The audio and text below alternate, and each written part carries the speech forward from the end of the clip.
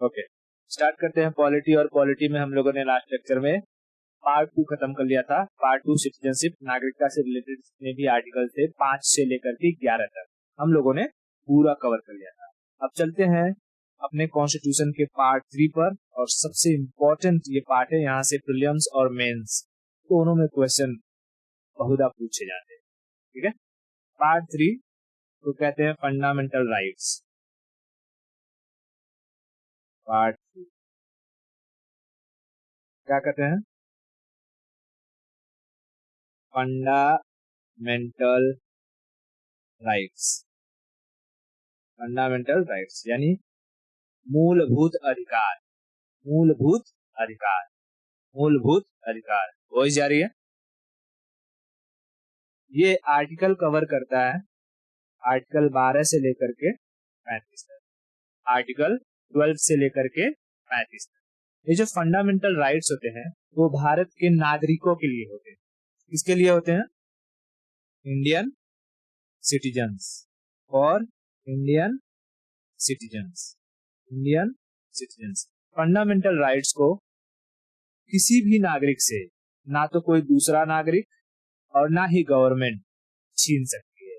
ठीक है, कोई भी फंडामेंटल राइट को हमसे छीन नहीं सकता है। लेकिन फंडामेंटल राइट इमरजेंसी के दौरान, ध्यान से सुना, फंडामेंटल राइट को इमरजेंसी के दौरान प्रेसिडेंट के बिहाफ पर सस्पेंड किया जा सकता है। समझ में? सस्पेंडेबल, सस्पेंडेबल है। फंडामेंटल राइट्स को सस्पेंड किया जा सकता है। फंडामेंटल राइट्स जो है इसे भारतीय संविधान का मैग्ना कार्टा कहते हैं। मैग्ना कार्टा क्या कहते हैं? Magna carta. मैग्ना कार्टा का मतलब होता है राइट, राइट। और ये जो मैग्ना कार्टा है एक फ्रेंच वर्ड है। कैसा वर्ड है? फ्रेंच। तो अगर हम कहें कि राइट्स को फ्रांसीसी भाषा में क्या कहते हैं? Magna carta. राइट्स को, राइट्स मतलब अधिकार को फ्रांसीसी लैंग्वेज में मैग्ना कार्टा कहते हैं। Magna carta. क्या फंडामेंटल राइट्स सस्पेंड किए जा सकते हैं? किए जा सकते हैं। इमरजेंसी के दौरान प्रेसिडेंट के बिहाफ पर उसे सस्पेंड किया जा सकता है। क्या फंडामेंटल राइट्स को गवर्नमेंट हमसे छीन सकती है? नहीं छीन सकती है। क्या फंडामेंटल राइट्स को एक सिटीजन से कोई दूसरा सिटीजन छीन सकता है? नहीं छीन सकता है। ठीक है, फंडामेंटल राइट्स को कोई किसी से छीन नहीं सकता है।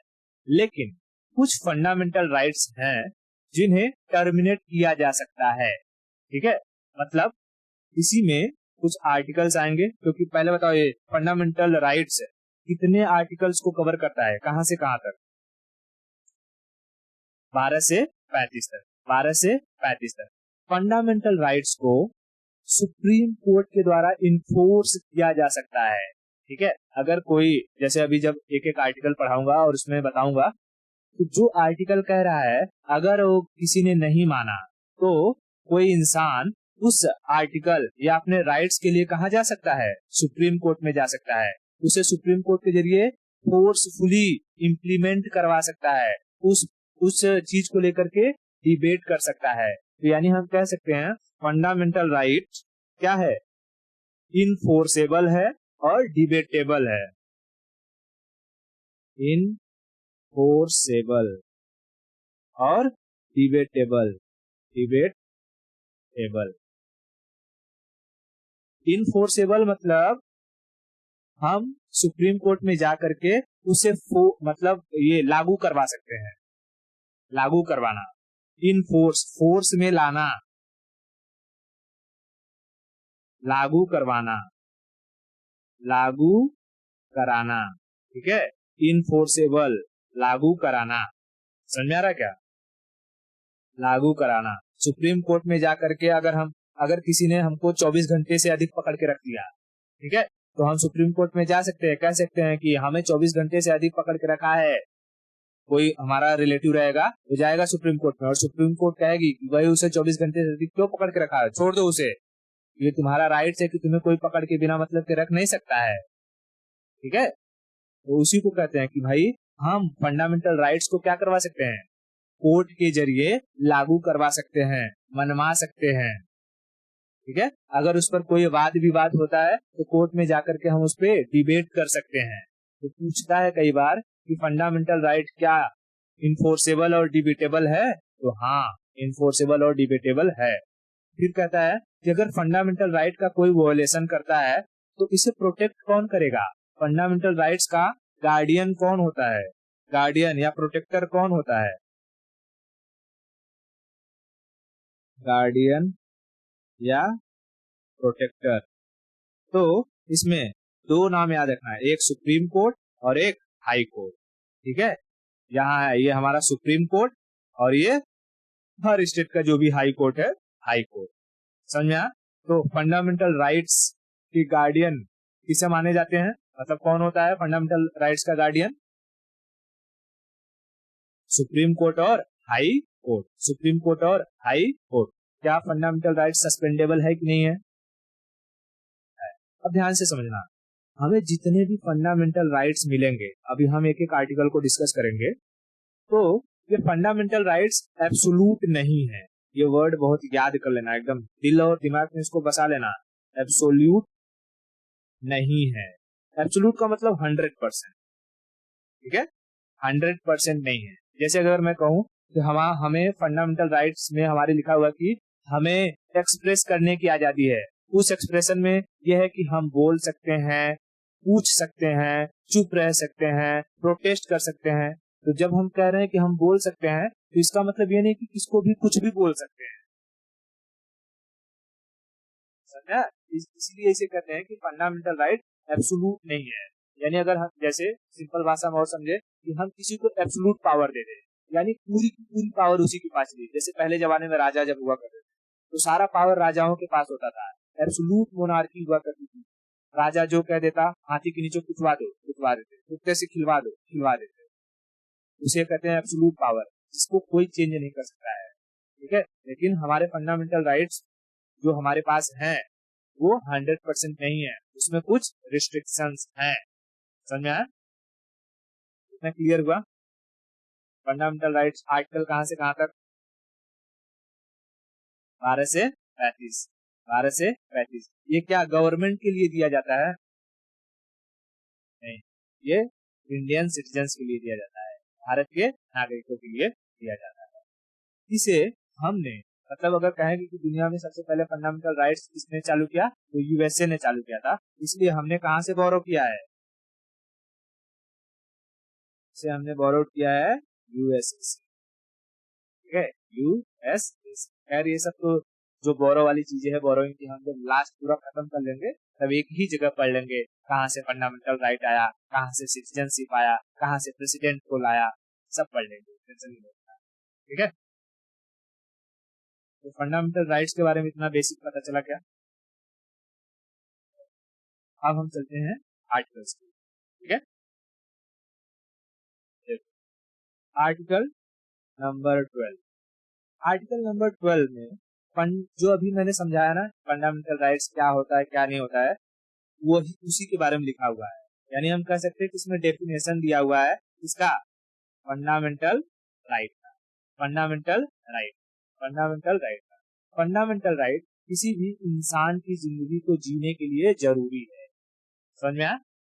फंडामेंटल राइट क्या है? किसी भी इंसान की जिंदगी को जीने के लिए जरूरी है। अगर किसी इंसान से उसका फंडामेंटल राइट छीन लिया जाएगा ना, तो समझ लो जिंदा नहीं रह पाएगा। जब किसी इंसान को जेल में भेज दिया जाता है तो उसके बहुत सारे फंडामेंटल राइट्स छीन लिए जाते हैं। जैसे वो कहीं पर भी आ जा नहीं सकता है, कभी भी किसी से मिल नहीं सकता है ना, हर चीज का लेके एक रिस्ट्रिक्शन लग जाता है, टाइम बाउंडेशन लग जाता है, कुछ भी कर नहीं सकता है, कुछ भी अपने मन से खा नहीं सकता है कि नहीं? तो जब किसी को जेल में भेज दिया जाता है तो उसके फंडामेंटल राइट्स को छीन लिया जाता है। समझ में? आर्टिकल 12 क्या कहता है? आर्टिकल 12 में डेफिनेशन देता है। अब इसी आर्टिकल 12 में कहता है कि हर एक स्टेट की जिम्मेदारी होगी।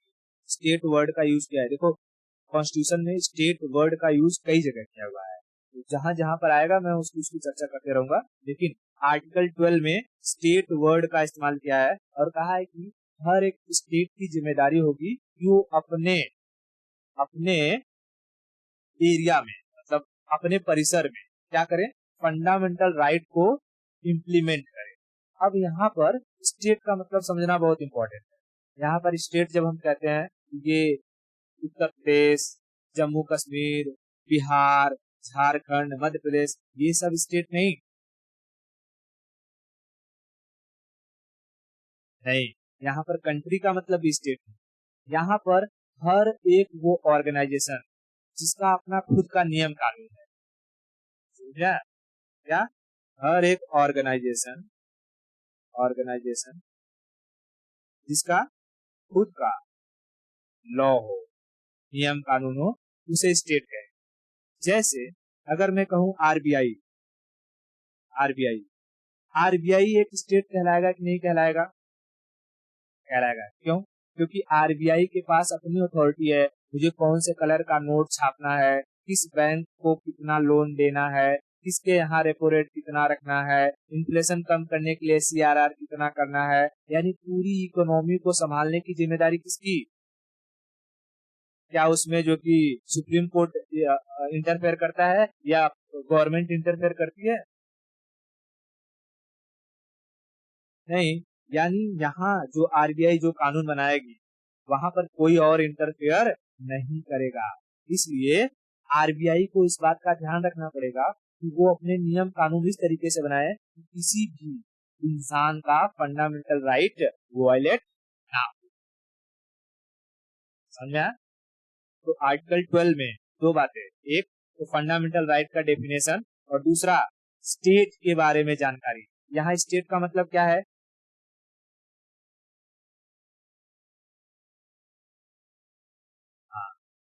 एवरी ऑर्गेनाइजेशन और each body having its own law. बताओ, अगर मैं कहूं जैसे state board of Maharashtra, state board of Maharashtra, ये अपने आप में एक स्टेट है कि नहीं है? लिखा हुआ है इसमें खुद ही, स्टेट बोर्ड ऑफ महाराष्ट्र, है ना? ये ही डिसाइड करेगी कि भाई 12 12वीं का पेपर कैसा होगा, है ना? 12वीं का पेपर कैसा होगा, क्वेश्चन पेपर कैसे बनाए जाएंगे, क्या सिलेबस होगा, ये सारा का सारा डिसाइड करती है। उसी तरीके से अगर मैं कहूँ उसी तरीके से अगर मैं कहूँ कि जैसे ये अपना ओएनजीसी, ओएनजीसी जो कंपनी है तेल निकालने वाली, ओएनजीसी जो इतनी बड़ी ऑर्गेनाइजेशन है, वो अपने कर्मचारियों के बारे में डिसीजन वही लेना है, किसको कितनी सैलरी देना है वही डिसाइड करेगा, कौन से कंट्री के साथ हमें ट्रेड करना है वही डिसाइड करेगी, किससे तेल खरीदना है किससे नहीं खरीदना है वही डिसाइड करेगी। तो ओएनजीसी अपने आप में एक स्टेट है कि नहीं है? है। इलेक्ट्रिक बोर्ड, बिजली विभाग, बिजली विभाग, बिजली विभाग, ये अपने आप में एक स्टेट है कि नहीं है? है। किसका मीटर कहाँ पर रहना चाहिए, एक यूनिट की वैल्यू हमारे कितना होना चाहिए, है ना? कितना जो है टाइम तक पावर आना चाहिए, पावर को जनरेट करने में कोयला कहाँ से लेना चाहिए, इन सब की जो जिम्मेदारी है वो किसके पास है? बिजली विभाग के पास। अगर मैं कहूँ रेलवे, रेलवे रेलवे अपने आप में स्टेट है कि नहीं है? है ना? रेलवे किस स्टेट से कहाँ तक ट्रेन जाएगी, पटरी कहाँ पर होना चाहिए, कहाँ पर जमीन अक्वायर करना है, जमीन के रेलवे के किनारे जो लोग रह रहे हैं उन्हें रहने देना है कि नहीं देना है, या उन्हें उखाड़ के फेंक देना है, ये सारी की सारी जो जिम्मेदारी होती है किसकी होती है? रेलवे की होती है। क्या उसमें कोई इंटरफेयर करने आता है? नहीं। इसी तरीके से अगर हम कहें कि बताओ भारत का सबसे बड़ा स्टेट कौन होगा, भारत में ऐसी सबसे स्ट्रांग बॉडी या सबसे बड़ी ऑर्गेनाइजेशन कौन होगी? Supreme court. सबसे बड़ी स्टेट सुप्रीम कोर्ट है। अगर सुप्रीम कोर्ट का कोई डिसीजन जैसे कि सुप्रीम कोर्ट ने कहा कि पीएम जो नरेंद्र मोदी है वो इलेक्शन लड़ने के काबिल नहीं है। क्या नरेंद्र मोदी की इतनी ताकत हो जाए कि वो इलेक्शन लड़ लेंगे? नहीं लड़ लेंगे। अगर वो कह दिया कि सुप्रीम कोर्ट ने कह दिया कि जो प्रेसिडेंट के पोस्ट पर मतलब प्रेसिडेंट के लिए जो खड़ा है, जो इंसान अपना नॉमिनेट होने वाला है, उसके ऊपर कोई केस चल रहा है और कोई डिसीजन सुप्रीम कोर्ट ने सुना दिया कि ये इंसान नहीं हो सकता, तो क्या प्रेसिडेंट खड़े हो सकते हैं? नहीं। यानी सुप्रीम कोर्ट का डिसीजन सर्वोपरि है। सुप्रीम कोर्ट के डिसीजन को हमें मानना होगा। तो अगर कहेगा कि भारत में सबसे बड़ा स्टेट कौन है तो सुप्रीम कोर्ट। उसी तरीके से सेंट्रल गवर्नमेंट अपने आप में एक स्टेट है, जिसे हम यूनियन गवर्नमेंट कहते हैं। स्टेट गवर्नमेंट अपने आप में एक स्टेट है। पंचायत अपने आप में एक स्टेट है। म्युनिसिपैलिटी अपने आप में एक स्टेट है। तो यहाँ स्टेट वर्ड का मतलब समझ में आ रहा है क्या? हाँ, स्टेट मतलब ऐसी बॉडी, ऐसी ऑर्गेनाइजेशन जो अपना नियम कानून खुद बनाती हो। उसे इस बात का ध्यान रखना होगा कि उसके नियम कानून के तहत किसी भी इंसान के फंडामेंटल राइट का वॉयलेशन ना हो। समझ में आ गया आर्टिकल 12?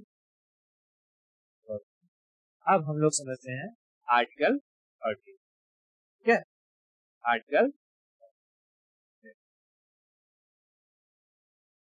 आर्टिकल 13 का आर्टिकल 13 कहता है कि हमारा जो देश है, एक हुआ हमारा इंडिपेंडेंस। इंडिपेंडेंस मतलब हमें आजादी मिली 15 अगस्त 1947। उससे पहले हम कहेंगे प्री इंडिपेंडेंस, प्री इंडिपेंडेंस, और इसके बाद हम कहेंगे पोस्ट इंडिपेंडेंस, है ना। देश जब आजाद नहीं था फिर भी देश में कुछ नियम कानून थे। जब देश आजाद हुआ तब भी नियम कानून बने, और देश की आजादी के बाद भी नियम कानून बनते गए, है ना। आर्टिकल 13 कहता है देश की आजादी के पहले या देश की आजादी के बाद ऐसा कोई भी नियम कानून अगर है जो संविधान से ताल्लुक नहीं रखता है, यानी इनकंसिस्टेंट विद कॉन्स्टिट्यूशन है, यानी अगर उससे किसी भी इंसान के फंडामेंटल राइट्स का हनन होता है तो उस कानून को आर्टिकल 13 का इस्तेमाल करके खारिज कर दिया जाएगा। समझ में आया क्या? आर्टिकल 13 क्या कहता है?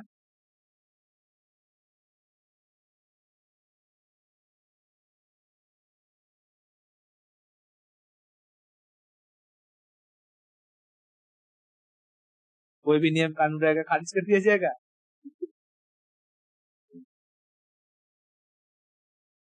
कोई भी ऐसा नियम कानून जो कॉन्स्टिट्यूशन से असंगत हो, इनकंसिस्टेंट विद कॉन्स्टिट्यूशन, या नॉर्मल भाषा में कहे तो ऐसा कोई भी कानून जो दूसरों के फंडामेंटल राइट्स का हनन करता हो, उसे क्या कर दिया जाएगा?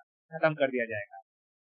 ठीक है, उसे टर्मिनेट कर दिया जाएगा। यानी आर्टिकल 13 ये अल्पीकरण को बताता है। अल्पीकरण, अल्पीकरण, अल्पी हाँ बता रहा हूँ, एग्जाम्पल भी बता रहा हूँ। अल्पीकरण, अल्पीकरण का मतलब था डेरोगेटरी, डेरोगेशन, डेरोगेशन। पहले टर्मिनोलॉजी याद रखो, क्योंकि क्वेश्चन दे देता है तो लोगों को पता नहीं रहता है। कह देगा कि article 13 is related to derogation, पढ़े ही नहीं रहोगे डेरोगेशन क्या होता है। लेकिन अल्पीकरण हिंदी में लिखा रहेगा, तो दोनों वर्ड बता दे रहा हूँ, अल्पीकरण और डेरोगेशन। ठीक है, अब देखो पहले आर्टिकल 13 क्या कहता है, ये बात क्लियर हुआ क्या? कोई भी ऐसा नियम कानून जो फंडामेंटल राइट्स का वोलेशन करता हो उसे खत्म कर दिया जाएगा।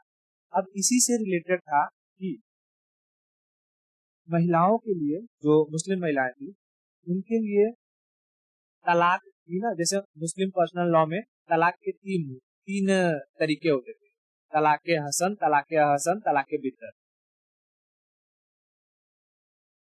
तलाके हसन, तलाके अहसन, तलाके बिद्दत। हालांकि ट्रिपल तलाक अलग से पढ़ाऊंगा पूरा, तो उसमें समझाऊंगा कि क्या था तलाके हसन क्या है, तलाके अहसन क्या है, तलाके बिद्दत क्या है।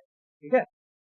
तो इसमें तलाके हसन, तलाके अहसन, ये उनके जो वो क्या कहते हैं मुस्लिम लॉज हैं उनके अकॉर्डिंग था, और वो एक सही तरीका था तलाक लेने का।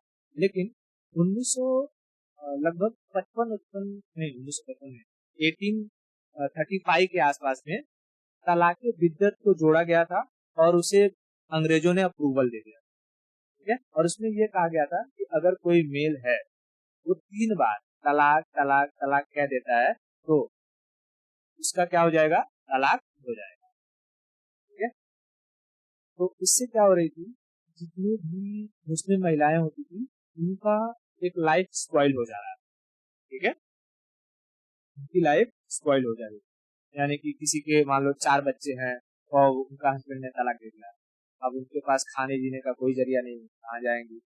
तो इसी से लेकर के सुप्रीम कोर्ट में केस किया गया और कहा गया कि भाई ऐसी ऐसी सिचुएशन है। तो सुप्रीम कोर्ट में 5 जजों की बेंच बैठी और उन्होंने देखा कि ये जो कानून है ये तो महिलाओं की जो इक्वलिटी वाली कैटेगरी है फंडामेंटल राइट्स की, राइट टू इक्वलिटी, उसको क्या कर रहा है, वॉयलेट कर रहा है, और पर्सनल लिबर्टी को भी वॉयलेट कर रहा है ना, right to life, personal liberty, इन सबको वॉयलेट कर रहा है। क्योंकि ये तलाके बिद्दत जो फंडामेंटल राइट को वॉयलेट कर रहा है, इसलिए इसे आर्टिकल 13 का इस्तेमाल करके ट्रिपल तलाक को रद्द किया जाता है। ठीक है। तो ट्रिपल तलाक को खत्म कर दिया गया किस आर्टिकल के तहत, आर्टिकल 13। एक और एग्जांपल बताता हूँ। पहले क्या होता था, जो अभी भी जो सुप्रीम कोर्ट होता है, सुप्रीम कोर्ट में किसे, हेलो वॉइस जा रही है, ठीक है, तो वॉइस का थोड़ा प्रॉब्लम हो जाएगा।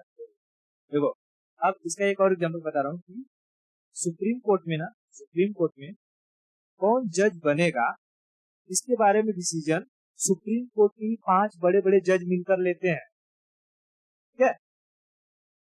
सुप्रीम कोर्ट में इसे जज बनाया जाएगा, इसके बारे में डिसीजन कौन लेता है, सुप्रीम कोर्ट के ही 5 बड़े बड़े जज मिलकर के लेते हैं। लेकिन लेकिन एक बार मोदी जी ने सोचे कि ये जो जज बनाने का प्रोसीजर है ना उसमें मैं चेंज लाता हूँ, तो वो गए और कॉन्स्टिट्यूशन में थोड़ा सा अमेंडमेंट किया और एक न्यायिक नियुक्ति आयोग, क्या किया, न्यायिक नियुक्ति नियुक्ति आयोग। ये सब के बारे में भी पढ़ाऊंगा, जब मैं सुप्रीम कोर्ट वगैरह पढ़ाऊंगा तो उसमें भी पढ़ाऊंगा कि किस तरीके से इसको लाया गया था और फिर सुप्रीम कोर्ट ने कैसे खारिज कर दिया। तो खाली इतना समझना कि न्यायिक नियुक्ति आयोग को उन्होंने गठित किया और उन्होंने कहा कि जो जज होंगे वो अब इनके अकॉर्डिंग इनकी नियुक्ति होगी। तो सुप्रीम कोर्ट के जजों ने कहा कि ये कैसे होगा भाई, अभी तक तो हमारा नियम कानून चलते आ रहा है और आप अपना नियम कानून लेकर के आ रहे हैं। तो सुप्रीम कोर्ट के जजों ने आर्टिकल 13 का इस्तेमाल किया और कहा कि ये जो आप अमेंडमेंट कर रहे हैं ये संविधान के खिलाफ है, कॉन्स्टिट्यूशन के खिलाफ है, और उसका इस्तेमाल करके उन्होंने न्यायिक नियुक्ति आयोग को क्या कर दिया, खारिज कर दिया। मोदी जी का गोदी गोदी निकल गया। ठीक है। तो सुप्रीम कोर्ट के जज के पास बहुत पावर होता है। तो आर्टिकल 13 समझ में आया कि आर्टिकल 13 क्या कहता है, आर्टिकल 12 क्या कहता है, चलो फटाफट बोलो। डेफिनेशन देता है राइट्स का, और स्टेट के बारे में बताता है। स्टेट क्या है, क्या किस स्टेट के बारे में बात करता है वो,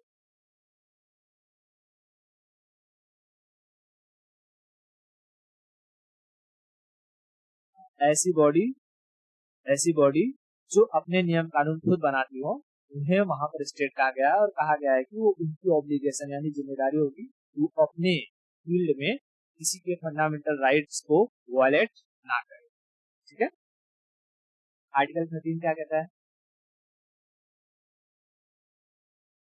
डेरोगेशन, अल्पीकरण के बारे में कहता है। यानी इसका मतलब क्या है,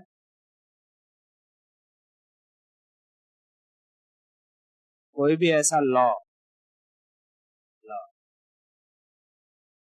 कॉन्स्टिट्यूशन के पहले नहीं, मतलब वो इंडिपेंडेंस के पहले से आ रही है तो चलती रहेगी, इंडिपेंडेंस के बाद भी बनी है तो चलती रहेगी। लेकिन अगर वो कॉन्स्टिट्यूशन से कंसिस्टेंट नहीं हुआ, मतलब इनकंसिस्टेंट हुआ, समझ में आ रहा है, इनकंसिस्टेंट हुआ तो उसे खारिज कर दिया जाएगा। जैसे जैसे जो हिंदू मैरिज एक्ट है वो तो कॉन्स्टिट्यूशन बनने से पहले से ही चला आ रहा है ना, लेकिन पहले तो सती प्रथा भी चली आ रही, क्या आज भी सती प्रथा चल रहा है? नहीं। तो अगर सती प्रथा आज भी चल रही होती तो उसे किस आर्टिकल के तहत खत्म कर दिया जाता? आर्टिकल 13 के तहत। समझ में आ रहा है? तो आर्टिकल 13 यही कहता है कि भारत में चाहे वो आजादी के पहले का कोई नियम कानून हो या आजादी के बाद का कोई नियम कानून हो, अगर वो अच्छा है, लोगों की भलाई के लिए है तो कंटिन्यू रहे, लेकिन अगर वो लोगों की फंडामेंटल राइट्स का वायलेशन करता है तो उसे खत्म कर दिया जाएगा, इसमें कोई मुरोवत नहीं। इसका एग्जाम्पल हमने तो आराम से देख लिया है। अगर कोई पूछेगा तो ट्रिपल तलाक का एग्जाम्पल है, सती प्रथा का भी एग्जाम्पल दे ही सकते हैं एक मोटे मोटे तौर पे, क्योंकि ट्रिपल तलाक तो अभी खत्म हुआ तो ये एक रिलेवेंट बन जाता है। फिर उसके बाद न्यायिक नीति आयोग जो है ये भी रिलेवेंट बन जाता है ना। तो इतना समझ में आया क्या? आर्टिकल 13 तक ये सब समझ में आ गया? ठीक है। अब देखो यहाँ से आर्टिकल 13 के बाद जो शुरू होता है वो हमारा मेन ये फंडामेंटल राइट्स शुरू होता है। तो इसमें मैं पहले कुछ बता दूं, जैसे कि एक होता है, मैं एक ट्रिक बताता हूँ कि एक 6 चीजें याद रखनी, जैसे समान स्वतंत्रता का शोषण होता है, और धार्मिक शिक्षा का उपचार होता है। ठीक है, मैंने क्या कहा? समान स्वतंत्रता का शोषण होता है और धार्मिक शिक्षा का उपचार होता है। ये 6 चीजें हैं जिनके बारे में हमें पूरी तरीके से पढ़ना है। समझ आ रहा है? 6 चीजें हैं जिनके बारे में हमें पूरी तरीके से पढ़ना है। जैसे जब मैं कह रहा हूं समान, यानी समानता का अधिकार, समानता का अधिकार यानी right to equality, right to equality. इस पूरे पूरे 14 से लेकर के 18 आर्टिकल तक हमें किसके बारे में पढ़ना है? इक्वलिटी के बारे में पढ़ना है, इक्वलिटी के बारे में पढ़ना है, इक्वलिटी के बारे में ही पढ़ना है। Are you getting my point? Right, right to equality कौन से आर्टिकल से लेकर के कौन से आर्टिकल तक? 14 से लेकर के 18 तक राइट टू इक्वलिटी है, राइट टू इक्वलिटी। मैं क्लियर है? उसके बाद जब स्वतंत्रता की बात करेंगे, स्वतंत्रता, तो स्वतंत्रता का अधिकार यानी right to freedom, right to freedom, freedom इसमें आएगा 19 से 22, 19 से 22, 19 से 22, 19 से 22, 19 से 22। राइट टू इक्वलिटी कहां से कहां तक है? 14 से 18। और राइट टू फ्रीडम 19 से 22, 19 से 22। ठीक है। उसके बाद शोषण की बात करेंगे तो एक्सप्लॉयटेशन, एक्सप्लॉयटेशन, एक्सप्लॉयटेशन यानी राइट अगेंस्ट एक्सप्लॉयटेशन, शोषण के विरुद्ध अधिकार, राइट अगेंस्ट एक्सप्लॉयटेशन, शोषण के विरुद्ध अधिकार। यह आता है आर्टिकल 23 और 24, आर्टिकल 23 और 24। पहले मैं ये छोटे छोटे चीजें यही निपटा देता हूँ ताकि जब पढ़ाने जाऊं तो दिमाग में ये कंफ्यूजन हो कि अच्छा मैं क्या पढ़ रही है। तो पहला क्या है? समान स्वतंत्रता का शोषण होता है, यानी समानता का अधिकार, स्वतंत्रता का अधिकार और शोषण के विरुद्ध अधिकार, right to equality, right to freedom और राइट अगेंस्ट एक्सप्लॉयटेशन। 14 से 18, 19 से 22, 23 और 24। क्लियर हुआ? उसके बाद कहता है धार्मिक, धार्मिक मतलब रिलीजन, है ना, धार्मिक मतलब रिलीजन। तो कहता है right to freedom of religion, किसका freedom? Religion, right to freedom of religion, religion यानी धार्मिक स्वतंत्रता, कह रहा हूं ना, धार्मिक स्वतंत्रता का अधिकार, धार्मिक स्वतंत्रता का अधिकार। ये आता है आर्टिकल 25 से 28। कहां तक? आर्टिकल 25 से 28, आर्टिकल 25 से 28। उसके बाद आता है शिक्षा। शिक्षा मतलब एजुकेशन, तो एजुकेशनल एंड कल्चरल राइट, क्या? Educational and cultural right, educational and cultural right. क्या क्या जाएगा? ये है 29 से 30, 29 और 30, 29 और 30, 29 और 30, ठीक है, 29 और 30। ना समझ में आया? अब देखो इसी के बीच में एक था ना प्रॉपर्टी, राइट टू प्रॉपर्टी, लेकिन उस प्रॉपर्टी को खत्म कर दिया गया, आर्टिकल 31 में था, उसे आर्टिकल 300 में भेज दिया गया है, ठीक है, तो उसको हमें देखना ही नहीं है। अब सीधा 32 आ जाना है, उसको कहते हैं फंडामेंटल रेमेडीज, यानी जितने भी फंडामेंटल राइट्स हमने पढ़े हैं उनका इलाज कैसे किया जाएगा, अगर उन्हें किसी ने वायलेट किया तो उसका उपचार कैसे किया जाएगा। वहां पर आएगा रिट्स, सुप्रीम कोर्ट की एंट्री, हाई कोर्ट की एंट्री, रिट्स के बारे में पढ़ेंगे। तो उपचार मतलब रेमेडी, रेमेडी, और यह है आर्टिकल 32, आर्टिकल 32, आर्टिकल 30। तो हमें ये जो आर्टिकल दिख रहा है ना 14 से लेकर के 32 तक, ये एकदम जुबान पर होना चाहिए, इसका हर एक एक पार्ट, हर एक एक आर्टिकल समझ में आ रहा है?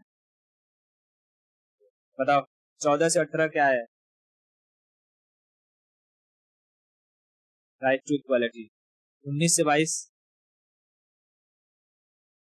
फ्रीडम। 23 से 25, 23-24 है कि 23 से 25 है? 23-24 एक्सप्लॉयटेशन, शोषण के विरुद्ध अधिकार, यह इक्वालिटी, यह फ्रीडम, EFE। उसके बाद 25 से 28 क्या है? Religious freedom, religious freedom, RF, religious freedom. फिर 29-30 एजुकेशन एंड कल्चरल राइट। 31 में था प्रॉपर्टी, खत्म कर दिया, और 32 कॉन्स्टिट्यूशनल रेमेडीज। तो कई बार पढ़ चुके हैं, वापस से पढ़ रहे हैं, है ना? याद हुआ पूरा एकदम अच्छे से? बताओ, अब मैं पूछूंगा ऐसे ही, educational and cultural rights article कहां से कहां तक है? 29 तक। ओके, राइट टू इक्वालिटी 14 से 18। रिलीजियस फ्रीडम 25 से 28। रेमेडीज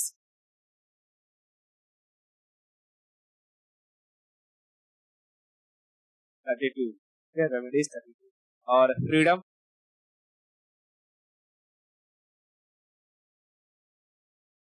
इससे 22, ठीक है, इससे 22। एक्सप्लॉयटेशन,